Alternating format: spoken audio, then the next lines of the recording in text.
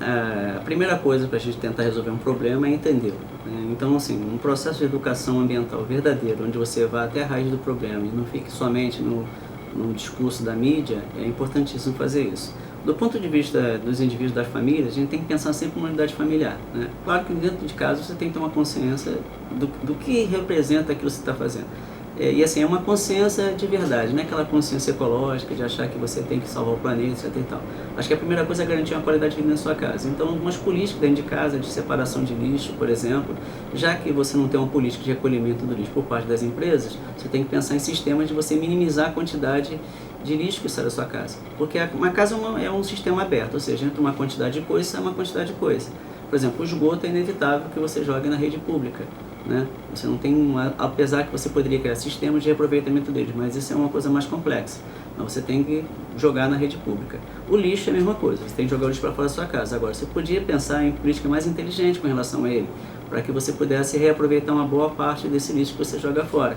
Ou procurar programas de aproveitamento.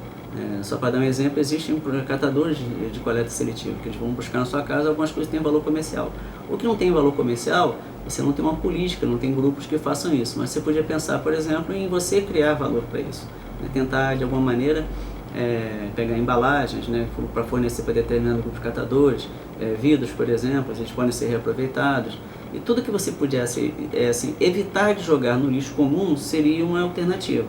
Só que para isso, é claro, você tem que ter um processo de informação das pessoas, para saber o que pode ser feito com cada tipo de coisa. Porque a tendência da gente é ficar esperando que você tenha medidas governamentais para que a gente faça uma adesão a essa política. Por exemplo, se um determinado município tem uma política de coleta seletiva, você pode aderir.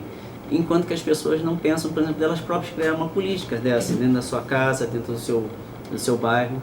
Eu fico sempre pensando que a gente tem que pensar em termos de microbacias hidrográficas, né? Porque, como eu falei assim, a sua casa é um sistema aberto, a microbacia é um outro sistema aberto, ou seja, o que entra vai ter que sair, né? Fora, claro, você não vai ter aproveitamento 100% em nada, nem dos alimentos, nem das embalagens, nada disso tem aproveitamento.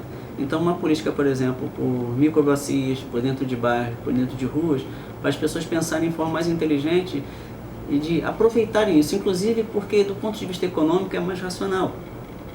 Você não ter que, assim, jogar lixo fora é um desperdício de dinheiro, é um desperdício de energia e de tempo, né? Porque isso, de certa maneira, vai acarretar em problema mais à frente.